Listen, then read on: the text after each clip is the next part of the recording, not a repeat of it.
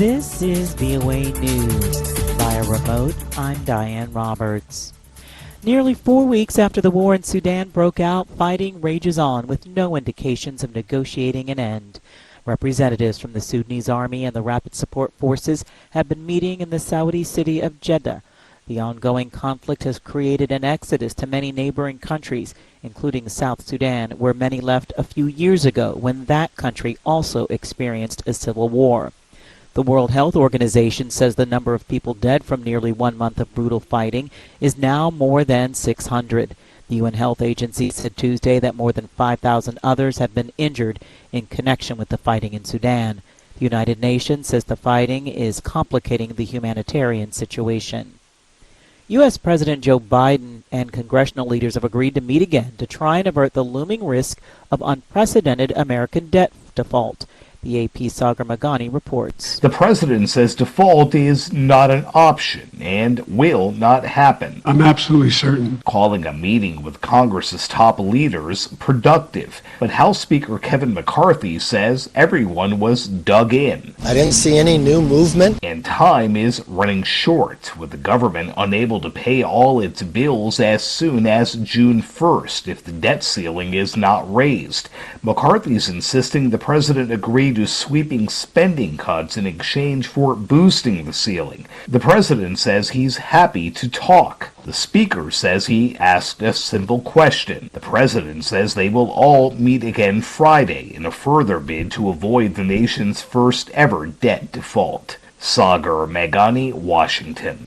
Israel's Air Force hit Islamic Jihad targets in Gaza for a second day on Wednesday, and Palestinian militants in the enclave launched rockets across the border, sending residents to shelter. This is VOA News. India's Prime Minister is set to make a state visit to the United States next month and will be the guest of honor for a formal dinner at the White House. The story from VOA's chief national correspondent, Steve Herman. The White House announced on Wednesday that Indian Prime Minister Narendra Modi will make an official visit that will include a state dinner on June 22nd. Officials say the trip is intended to boost bilateral ties, including strengthening the defense partnership and confronting common challenges such as climate change. India is the world's largest democracy and most populated country. Modi faces international criticism for his government's crackdowns on the media and for limiting the rights of minority Muslims. Washington increasingly sees India as a bulwark against a rising China, but New Delhi has resisted a formal military alliance with the United States. Steve Herman, VOA News, Washington. Pakistan's Imran Khan is due in court as the country braces for more violence. AP correspondent Charles De La Desma with more. The nation faces more turmoil after former Prime Minister Imran Khan was dragged from court in Islamabad and his supporters clashed with police across the country. The 70-year-old opposition leader is expected in court later on Wednesday for a hearing in which a judge will be asked to approve keeping him in custody for up to 14 days. The arrest has deepened political turmoil and sparked violent demonstrations. At least one person was killed in the southwestern city of Quetta and dozens wounded in various parts of the country. Khan's political party is calling for demonstrators to remain peaceful. I'm Charles De La Desma. U.S. Congressman George Santos could appear in court Wednesday to answer to federal criminal offenses. The AP's Donna Warder reports. Two people familiar with the matter say the New York Republican has been charged with federal crimes, which were filed in the Eastern District of New York. They say those charges remain under seal and would be unsealed when Santos appears in court. Santos has admitted lying about having Jewish ancestry, a Wall Street background, college degrees, and a history as a star volleyball player. But serious questions about his finances have also surfaced, including the source of what he claimed was a quickly amassed fortune despite recent financial problems. I'm Donna Warder. A jury has found former U.S. President Donald Trump liable for sexually abusing advice columnist E. Jean Carroll in 1996. Jurors awarded her $5 million. Trump chose not to attend the civil trial and was not there when the verdict was read. The publisher of Britain's Daily Mirror tabloid has apologized to Prince Harry for ordering the unlawful gathering of information. Sky News reported on Wednesday, citing court documents. This is VOA News.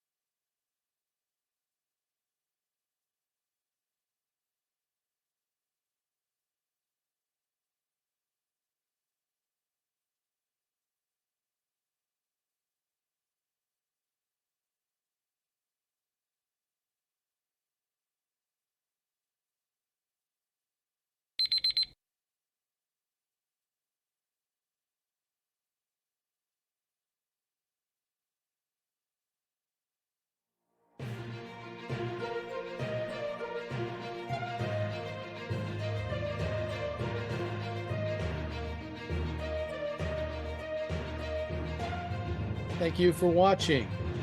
Can you do me a favor? Please leave a comment in the comments section below. That would really help. Thank you, and see you again soon.